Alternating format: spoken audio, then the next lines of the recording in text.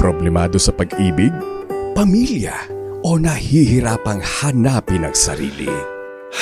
Huwag mag-atubili dahil may nakikinig sa'yo. Love Me, Kathy G. This love letter is from Gab. Dear Kathy G. Magandang hapon po sa inyong lahat. Ako po si Gab, 24 years old, isang graduating student mula sa isang magandang universidad dito sa Pilipinas. Hanggang ngayon nga, hindi ko pa rin maintindihan kung paano ako nakapasok dito, Kathy. Sa totoo lang, lumaki akong naririnig sa mga tao sa paligid ko na mahina raw akong umintindi. Mabagal pumikap at walang masyadong potensyal. Kahit ako mismo minsan naniniwala na rin sa sinasabi nila. Pero nagbago ang lahat, Kathy, nang pumasok ako sa kolehiyo. Nagsimula ang isa sa pinakamabigat na yugto ng buhay ko. Nagkaroon ng malaking problema sa pamilya namin hanggang sa tuluyang nang naghiwalay ang mga magulang ko. Kathy, sa gitna ng gulong yun, kami ng kapatid ko ang naiwan. Parang kaming dalawang batang hindi alam kung saan magsisimula ulit. Wala nang sumusuporta sa amin, wala nang gumagabay kung paano kami babangon. Kaya napilitan akong maging matatag kahit hindi pa ako handa. Simula nun, ako na ang tumayong sandala ng kapatid ko. Ako ang naghanap ng paraan para makapag-aral kami.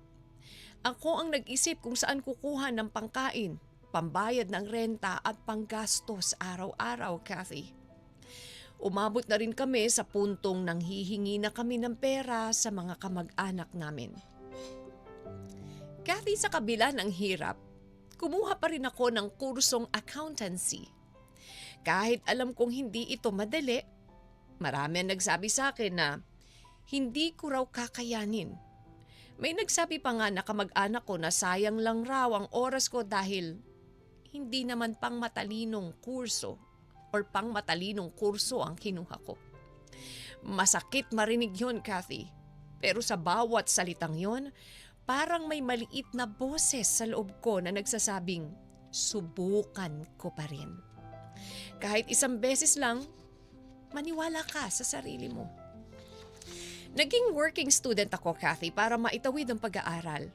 Sa umaga, estudyante ako na nakaupo sa silid-aralan. Pilit inuunawa ang mga leksyon kahit parang sumasakit na ang ulo ko minsan kakaisip. Sa gabi naman, Kathy, nagtatrabaho ako.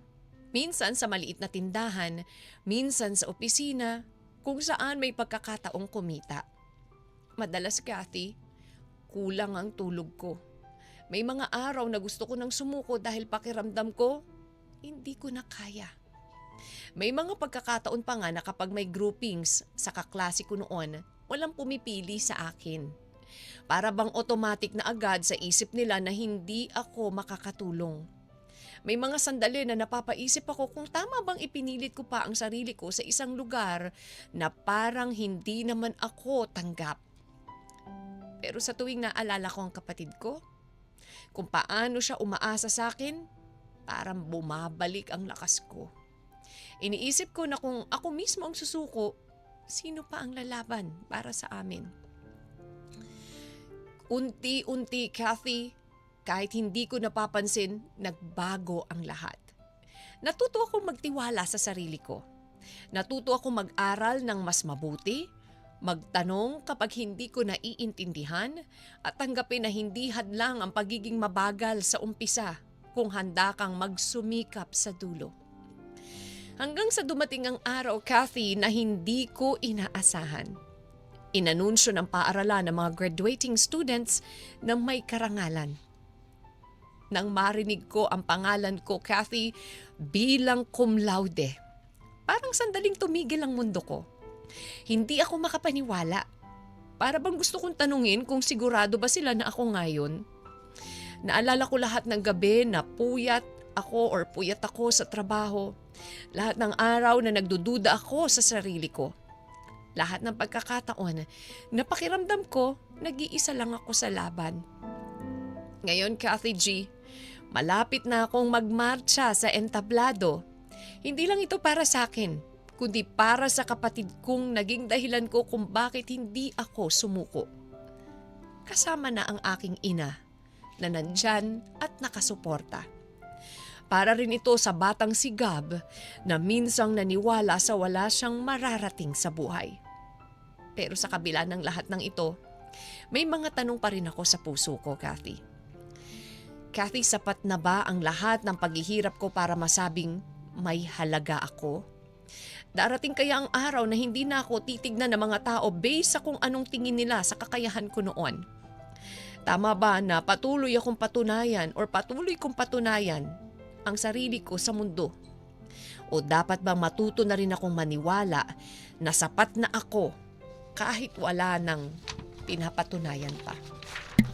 At higit sa lahat, Kathy, ito na kaya ang simula ng mas magandang buhay para sa amin ng kapatid ko at ng aking ina matapos ang lahat ng sakit at sakripisyong dinaanan namin. May mga tanong pa rin ako sa isip ko. Pero kung hindi nyo man natatanong, sobrang proud ako sa sarili ko. Kathy, maraming salamat sa pagbasa ng aking liham.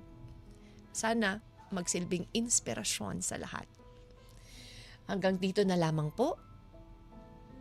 Again, more power to your station. Lubos na gumagalang, Gab. Love Me, Kathy G.